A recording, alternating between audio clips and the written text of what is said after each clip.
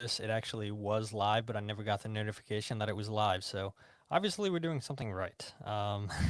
It's so annoying, so annoying that I never got the notification until I just went into the YouTube and YouTube shows, oh, you actually were live for 58 seconds. Okay, now it's popping up that we're live.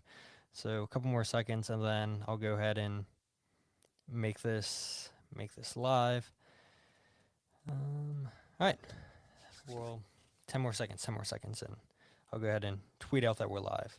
Pull it up. Yep, it's working. All right, here we go. Intro, 3, 2, 1.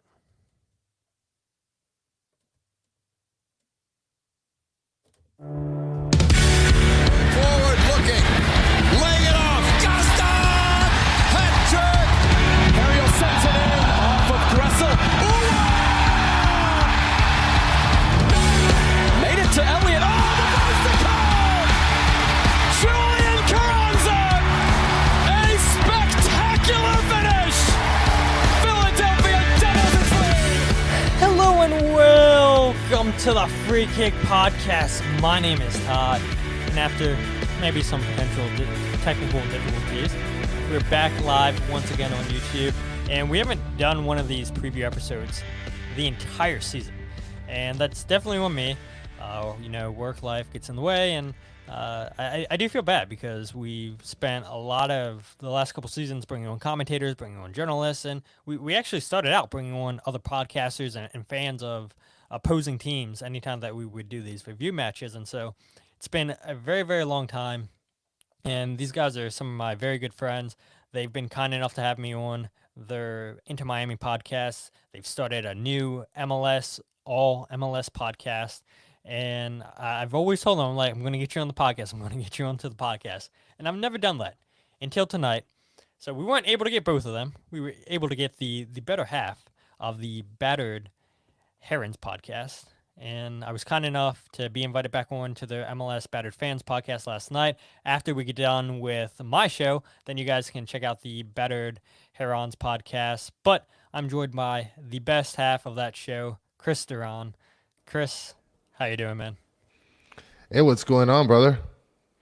Yeah, nothing much. It's been a long time coming, like I said, to Yes. get you onto the show, and it's definitely on me for saying, yeah, I'll get you on. But I don't know, not to make excuses for myself, but I feel like there was a lot of games that we've seen between Inter Miami and the Union that have been a midweek game. And so those midweek games, you guys, I don't know how you do it. You guys always do, I feel like 4 or 5 shows a week. You guys do your previews, your match reviews. Then, like I said, you guys started your MLS-centric podcast where you bring on just other journalists, other fans from all over MLS, and that's been going fantastic. So kudos to you guys for finding the time, the energy to do so many shows during the week. Yeah, man. I mean, it's been rough, but it's been fun for sure. The fan base has really embraced us, and I mean, Inter Miami's growth. Look, the MLS is growing as well. Obviously, everybody's going to point at this guy right here, Messi, as far as the growth. Listen, as long as growth is there, that's the important part. So for me, as long as all of us as content creators, fan base is growing, the MLS is growing, I think it's a beautiful thing, to be honest. Yeah, it is. And look, you guys, this is the time, right? With Messi there, of course, everybody's going to want to check out everything Inter Miami. And Yes. you guys have grown tremendously. And I remember talking to you, just looking at like the Apple podcast charts and everything. There's been times where you guys have been in the top 50, not just in Yeah. America, but the whole entire world with your podcast. Yeah. And to see you guys start something just a couple years ago to be in the top 50 in the entire world, that's pretty impressive. And yes, Messi has a lot to do with it, but I do think a lot of that is because of how good of a host you and Danny are. You guys have added Solana too. You guys are crushing it with your content. And like I said, 4 to 5 shows a week. That's a lot, and the fans are definitely dedicated. And the best part about your guys' show is the chat. And so Yes. you guys, I feel like, have the perfect recipe for success, and it's been tremendous to watch you guys just grow into what the podcast is today. Yeah, much appreciated. I mean, the one thing that we always enjoy is just kind of really being interactive and humane, but kind of going over all the X's and O's and all the information. It's helped really to connect more, not just with fans, but like with people like you, with people from other teams that cover other teams, that, like I said, the content creators, little by little, it's starting to grow and things like that. And Danny and I, and Danny is the mastermind, right? He's the one that's sort of like orchestrating this, and he busts his ass all the time. We try to bang out as much content as possible, even in different languages in Spanish. So we do put in a lot of work, and it's been rewarding in a lot of instances, and more than not, just the sort of interaction and the time that we've had with speaking to different people and the fan base. For sure. And so, like I said, this is the first time you guys have come on the show. I'm sure some of my listeners have paid attention to the Into Miami podcast, the Battered MLS Fans podcast, anytime I've been on. But for people who aren't familiar, how did the podcast start? How did your relationship with Danny come about, who's the other half of the podcast? Well, that's a two-part question. I mean, I met Danny when we were like 12, 13 years old. So I've known him for the better of almost, what is it, like 20 plus years, almost 26 years, I'd say. But as far as like how this started, Danny wanted to start sort of a battered network, right? And it sort of started with other podcasts that we had before the Battered idea, and then it sort of took off with the Battered Herons. And this was before Messi came on, and then now it's grown to other sports like the Battered Jets fans, the Battered Dolphin fans, the Battered Heat fans. Like, we're trying to expand so that way, I mean, everybody's a Battered fan if you really think about it, Yeah, they are. You're absolutely right. And it's, like I said, I mean, it's a lot of shows. You just talked about it right there. But just watching how fast the Into Miami shows come together, and I love just getting to the chats and seeing a lot of the same old people interacting with you guys. And you guys don't take yourself too serious, which I think is why you guys have had the success that you guys have had. And I think that's why people keep coming back. So, like I said, we're here for Into Miami Philadelphia Union, and after we get done with this show, we'll be hopping on and I guess making it a little bit more Philadelphia Union. So I want to make it more Into Miami centric here tonight on this show. If we get that way into Miami on your show, which I'm sure we will, that's what the people show up for your show. It's all good. But the Union head down to Chase Stadium this Saturday to take on Into Miami. Into Miami, they've been one of the best teams, if not the best team in MLS this season. Before we talk about this game, I want to talk about Into Miami's last game against Chicago Fire on August 31st. Into Miami won that game by a score of 4-1 in Chicago. I know their fans were devastated because no Lionel Messi in that game, but they did get to be treated to a Luis Suarez brace in that game, who we'll get into the stats here in a little bit. But, yeah, Robert Taylor scoring towards the dying embers of that game. Luis Suarez gets 2 goals on the night. You guys get an own goal. Your thoughts from that game against Chicago Fire, where it doesn't seem to matter where Into Miami go to play. They're always dominating. Well, and it's weird because Chicago has essentially gotten shafted already a couple of times when it comes to the Messi madness. One thing I try to put in perspective is, I mean, we still have players like Luis Suarez, Sergio Busquets, Jordi Alba, and a number of other players that are pretty, I guess, held in high regards. Quality players that people watching can be able to say, I watched some of these great players, some of the greater players on the pitch versus Chicago or whatever the case is. That's one of the takeaways. And then obviously you have Luis Suarez that had an awesome performance, could have been a hat trick, honestly, with the amount of attempts and on goal he had in the beginning of the game. So the team that we've been putting out recently has been gorgeous. It's just little by little gotten better and better ever since Messi has, gotten injured playing for Argentina. Now, obviously, we're not in a level with, better without Messi, but we've been better in terms of gradually getting better quality out of the current players that we do have.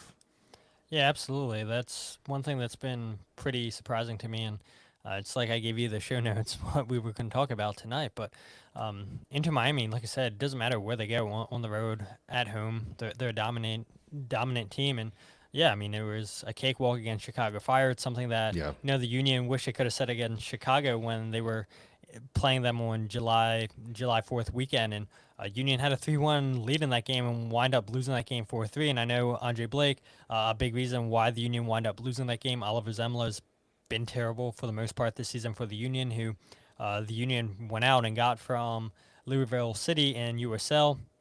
He's had moments where he's looked good, but look, let's face it, and I think even Inter Miami fans could admit this, that Andre Blake's one of the best goalkeepers in all of MLS. And so when you're losing a player like that, your team's going to change dramatically. And, fans probably thought that that was going to be the case with Lionel Messi not being with Miami because of international duty or because of the injury. And you touched on it, just so many players have stepped up in his absence.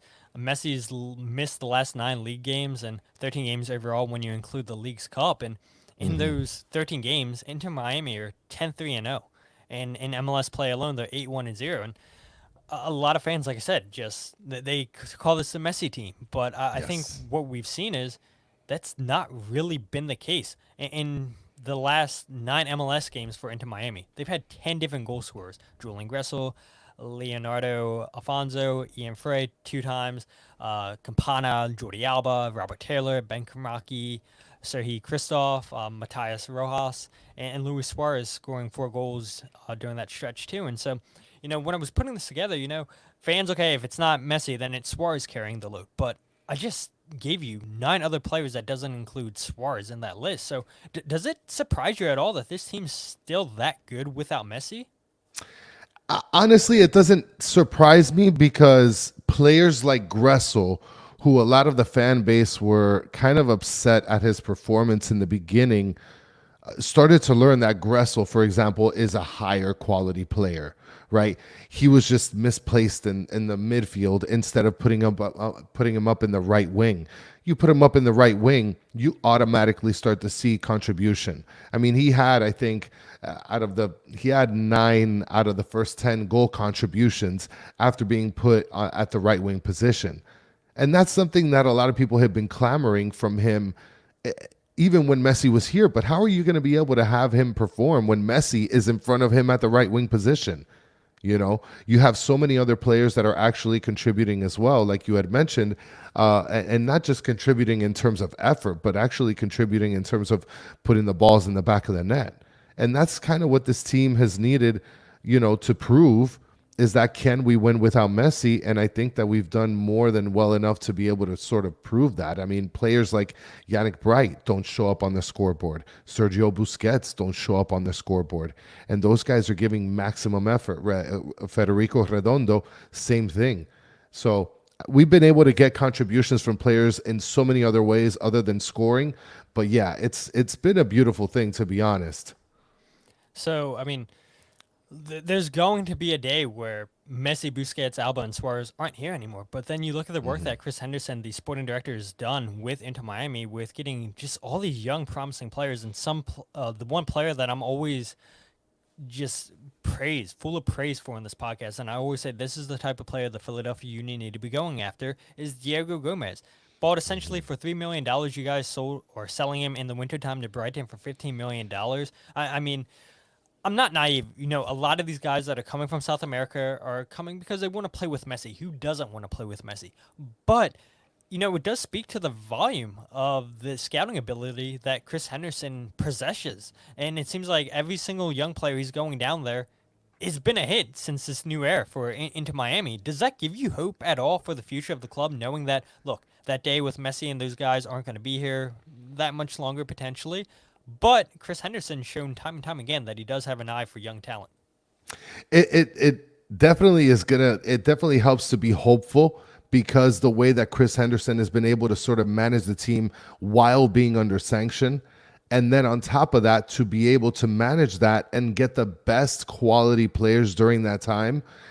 And yeah, I mean, it's something that's we expect to be wonderful in the future, hopefully, if Atlanta doesn't come up and scoop Chris Henderson with a Brinks truck.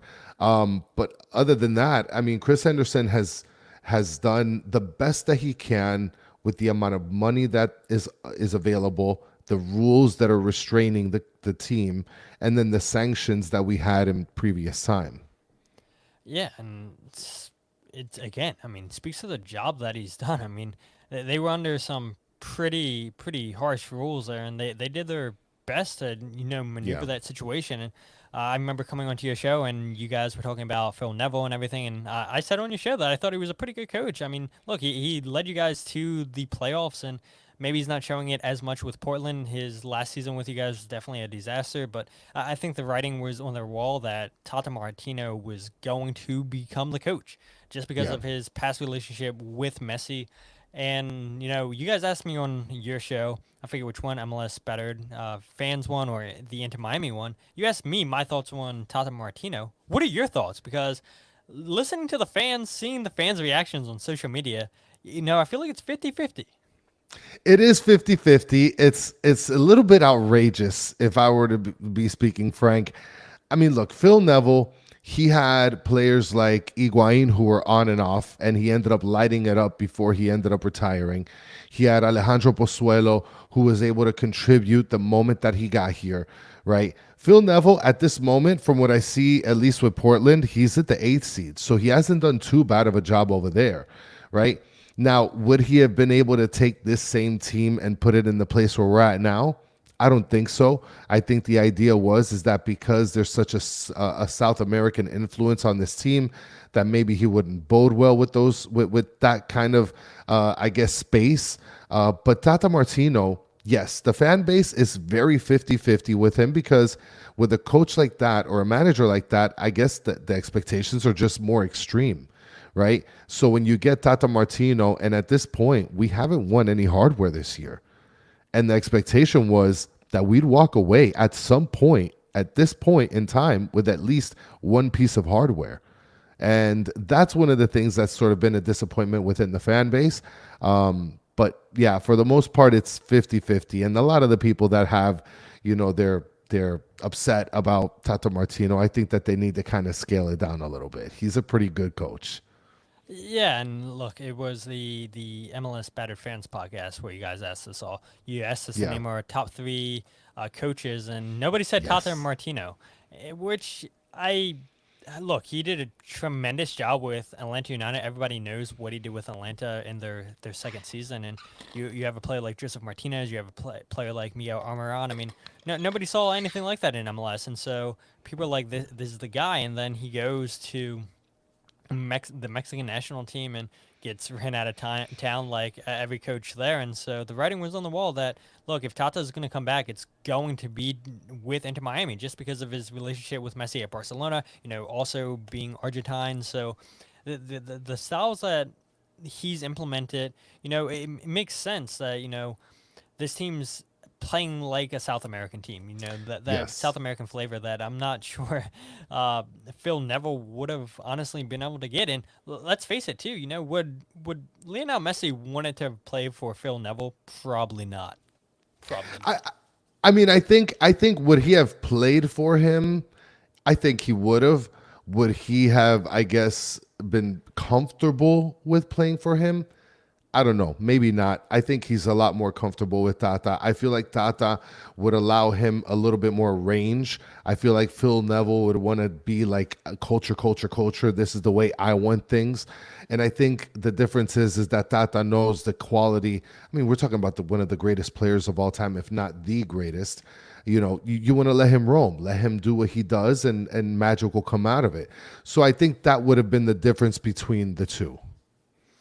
Yeah, absolutely. But let's go ahead and switch topics to, Miami's record at home. Yes, we know they're in first place in the Supporter Shield standings, and I can get your thoughts on that here in a little bit. I know we talked about it last night a little bit on the show, but we can talk about it here on the show for fans who haven't heard that here in a bit.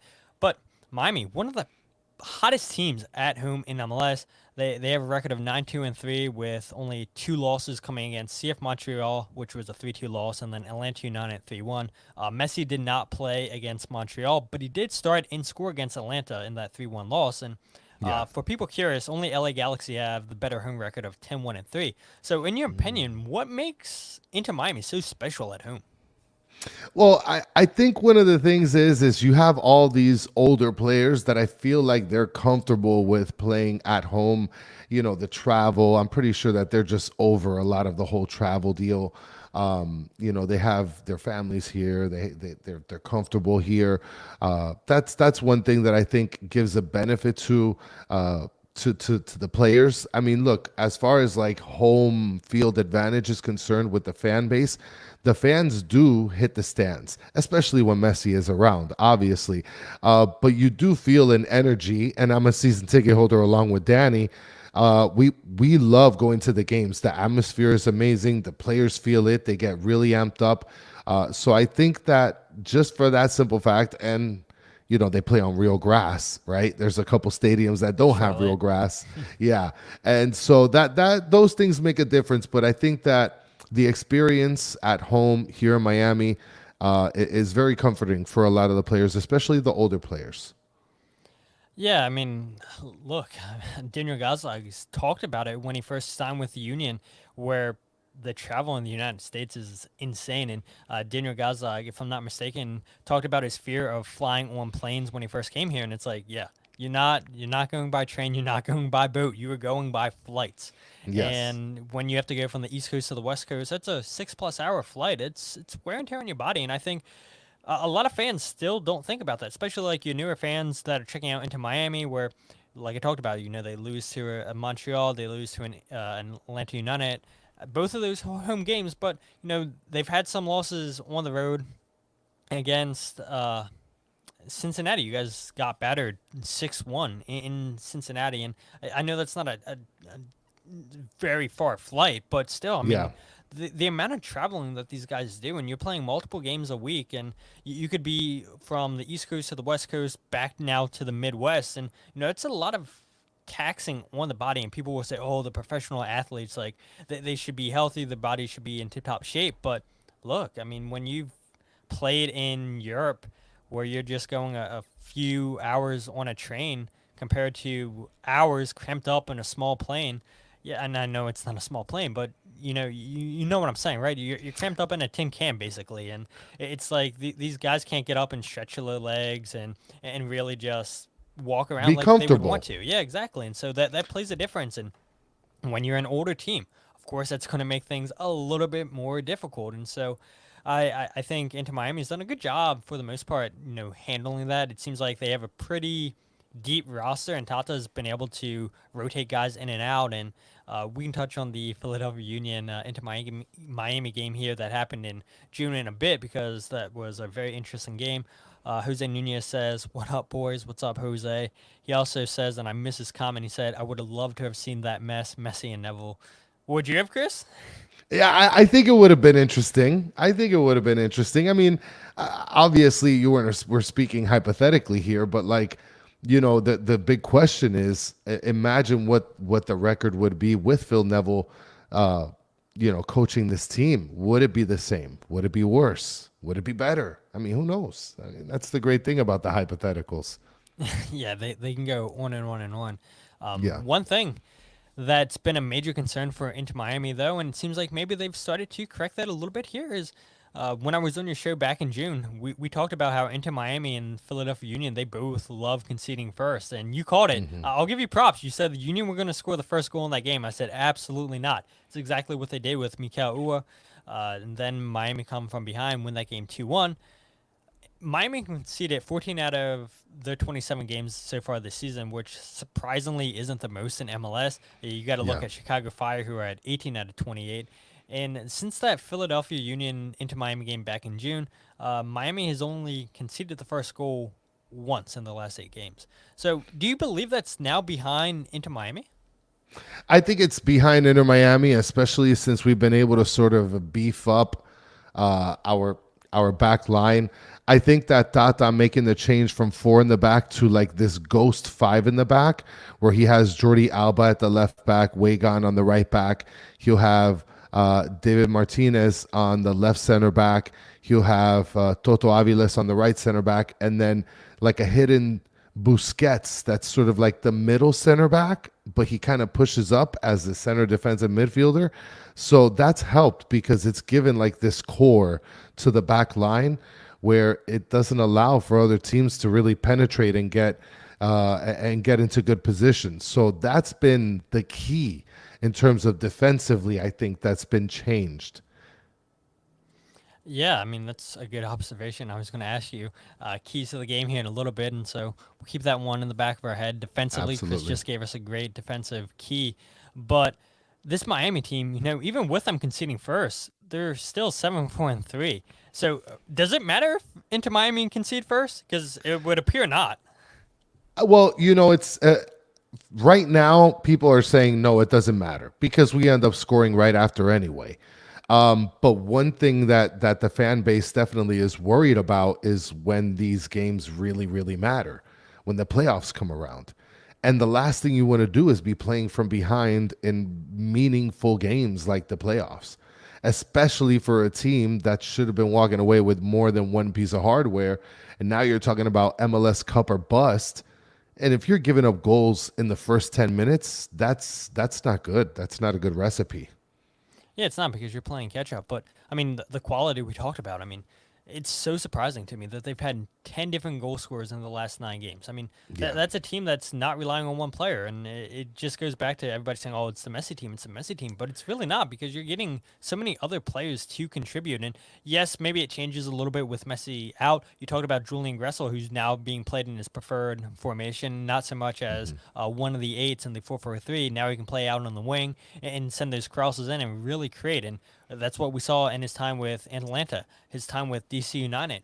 And look, everybody's going to take Messi over Julian Gressel, but again, it goes back to Chris Henderson building a fantastic roster, just getting depth. When players are missing for international games, when players are out injured and everything, they have players that can step up, and it seems like they're not missing a beat.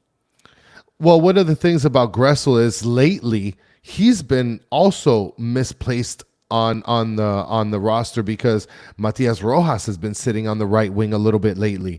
So even when they've placed Gressel after his success at the right wing, at places like the right mid, places like the left wing, you start to see that okay, he's misplacing Gressel here again, and we're not getting the same productivity from him, right? So it's just little kinks that they're working on here and there for the most part, but that's just to show you sort of where the contribution comes from in terms of, Gressel. I mean, Matias Rojas has been contributing lately more often as well. So I guess tit for tat, you take one for the other, but it's been working out. One of the biggest things also is that Luis Suarez is more of a giving player.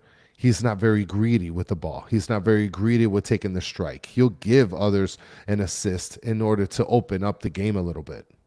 Yeah, it kind of reminds me last year with Joseph Martinez. I mean, he was a player that was kind of similar for you guys too, where he was definitely unselfish, would see a better run, so he'd go and play the ball. I mean, you would see Messi do the same thing too, and so it's like Yes. that makes the biggest difference in the world when you can play as a team and not an individual. And I give credit to Tata. I give credit to Chris Henderson for really putting a solid roster together where, they've pretty much ended the narrative that, oh, this is just into Miami's just Messi's team. That's it. No, it's an actual team. And Yeah. we've seen that the last nine MLS games. And for fans curious, the Union, yes, they've conceded a lot of goals first this season, but they've seemed to have corrected that just like into Miami the last few games. The Union have conceded first in 2 of their last 10 games. But the thing with the Union is they've blown leads. They've blown 3 out of the last 10 games.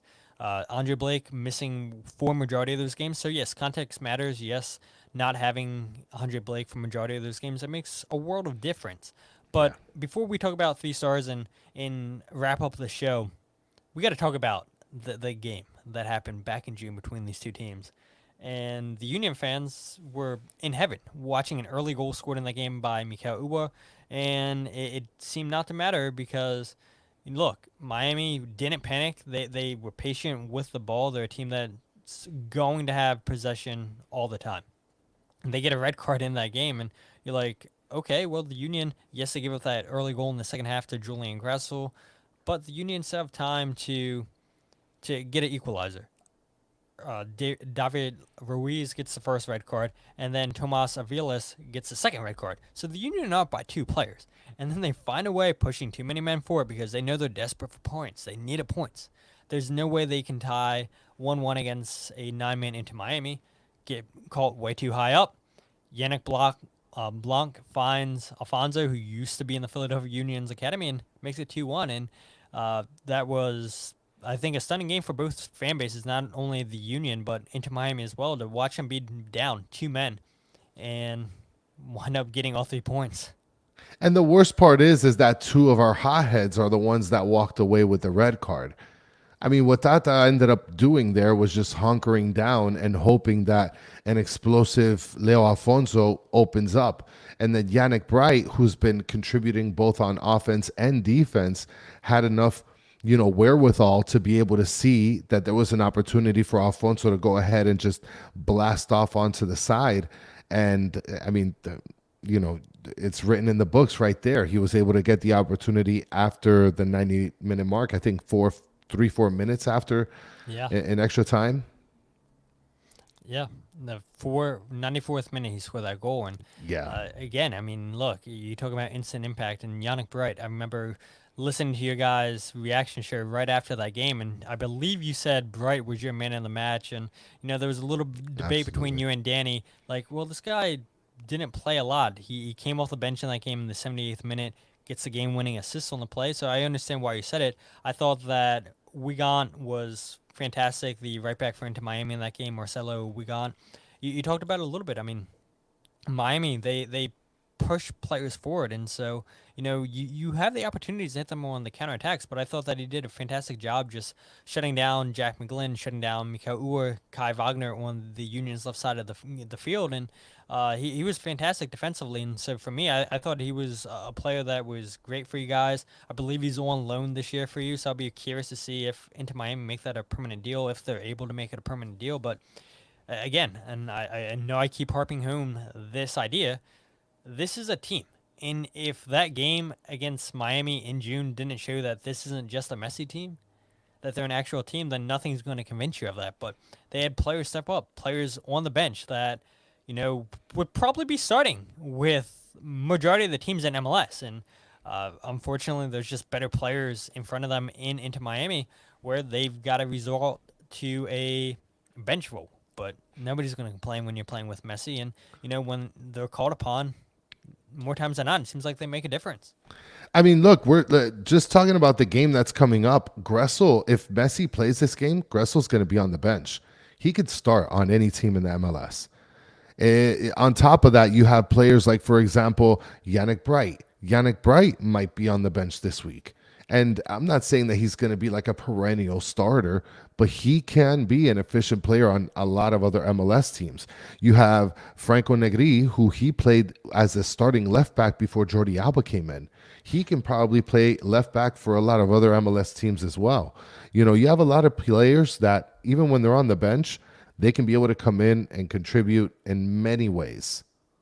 Yeah, and one thing I'm thinking about too, Inter Miami has a ton of injuries too. And again, it goes back to the scouting. And so it's like, okay, you have one guy go out for the rest of the season. Now you have a second player go out for the rest of the season. And Chris Henderson does not miss. And it wouldn't surprise me, right, that you look at his short list, he has player A, B, C, and it's like, okay, we got our first two guys, but we're still going to keep an eye on player C and D in case anything happens if we sell this player, because we still believe that the quality's there. There's not much of a Yes. difference from player A and B to C and D, and it's proven to work. Every single player that he's went out and got, I feel like the last couple of years has been a hit.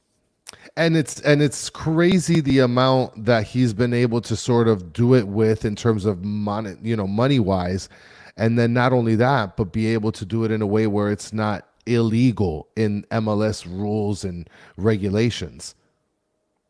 Yeah, and it's been fascinating to watch. I mean, definitely has to be up there this season for GM of the year. I'll be curious to see.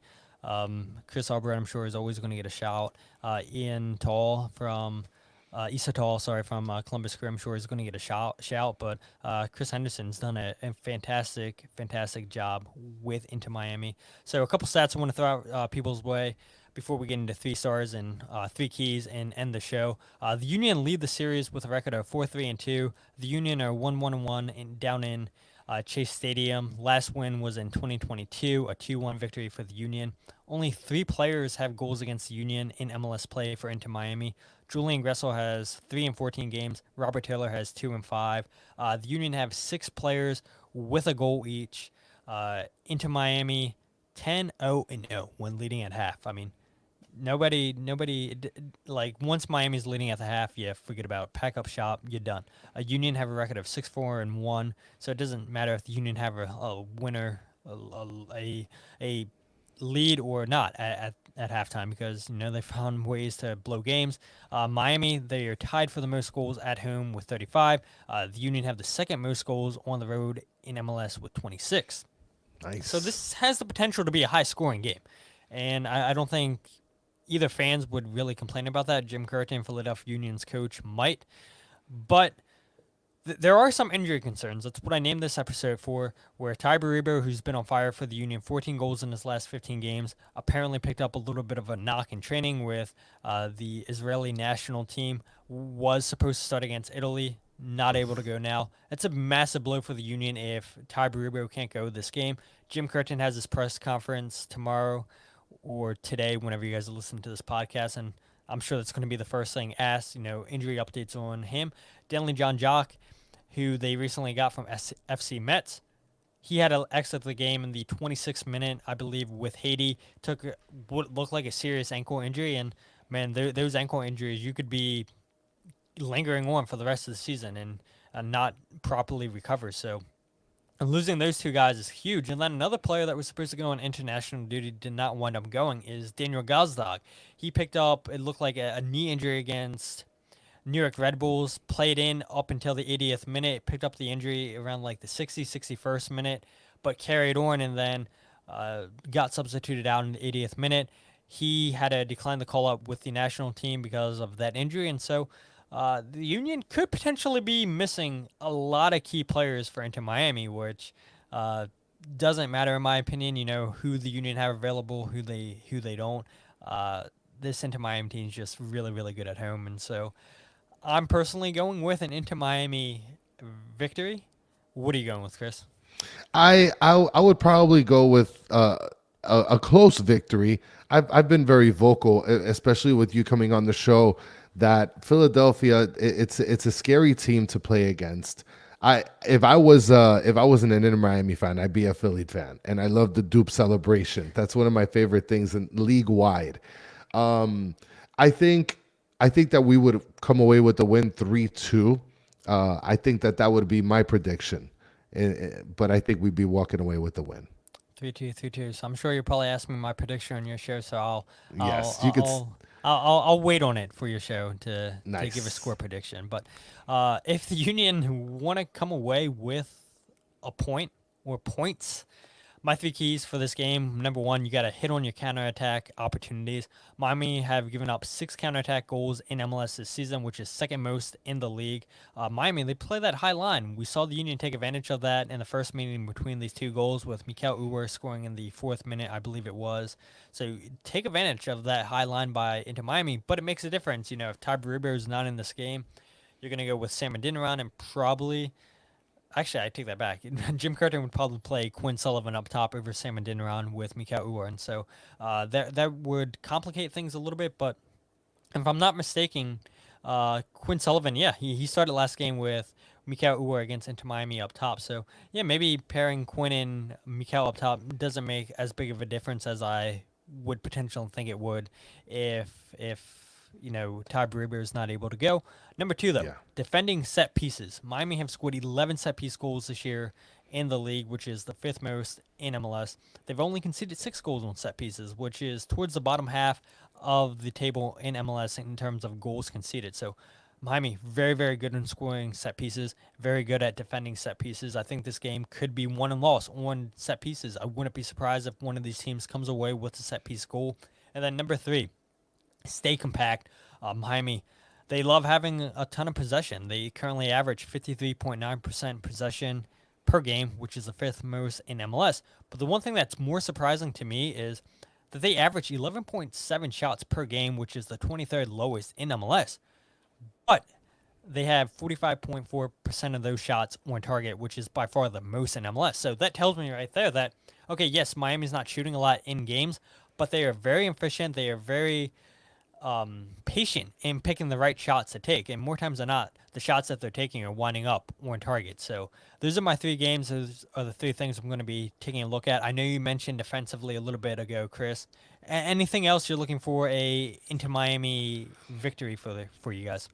So I think I'll give you my 3 keys to the game. One of the keys I'll tell you is to keep the 5 in the back. It's been working. It's something that the fan base was not really fond of in the beginning, but now that Tata's been able to figure it out with having Busquets as sort of the anchor in the 5 back, I think that everybody is pretty happy with it. So I feel like that is probably one of the biggest keys.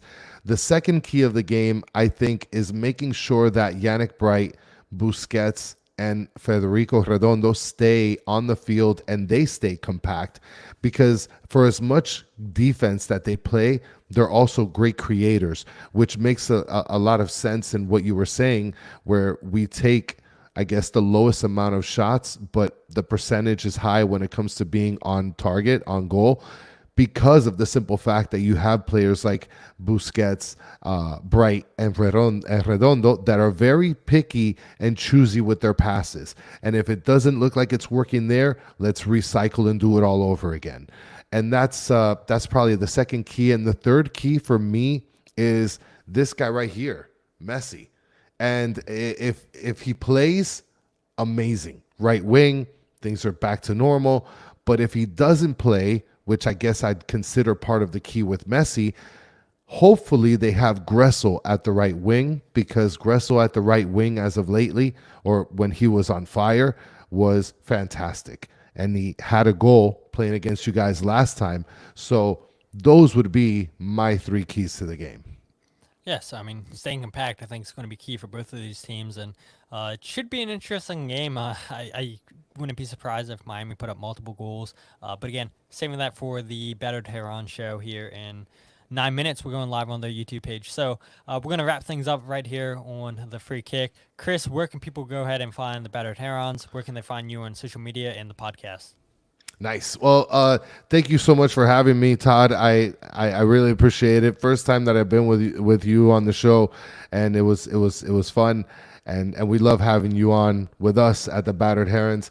And guys, if you want to find us, you can be able to find us at batteredfans.com. That's our website. You can be able to get all the links there. We sell shirts just like this one and a couple other stuff. You can be able to follow us at Battered Herons on Twitter or X. My user is KBatteredHerons. You can be able to find me there. And we also have Instagram and all those other kinds of stuff. So go ahead and check us out there. And hopefully you guys will be able to kind of catch us at 10 o'clock tonight. Yeah, and if you guys aren't following the podcast on Twitter, Instagram, or Facebook, follow at Free Kick Pod, wherever you get your podcast, The Free Kick. Make sure you check out the YouTube channel, youtube.com/freekickpod, because we are live. We still do our goals breakdown videos.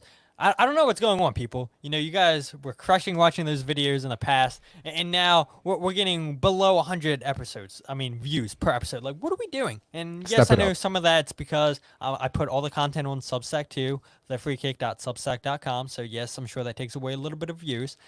But come on, we saw a 2-0 victory by the Union against New York Red Bulls. What are we doing? Like, that should be something people are excited about. So get back to watching goals breakdown videos, because I enjoy putting those together. But Kris, I've enjoyed having you onto the show, and I'm excited that we finally got you on the show. I stopped talking about it, and we actually got it done. So progress, and looking forward to joining you on the Battered Herons YouTube page here in a little bit. But until then, my name is Todd, and this is the Free Kick Podcast.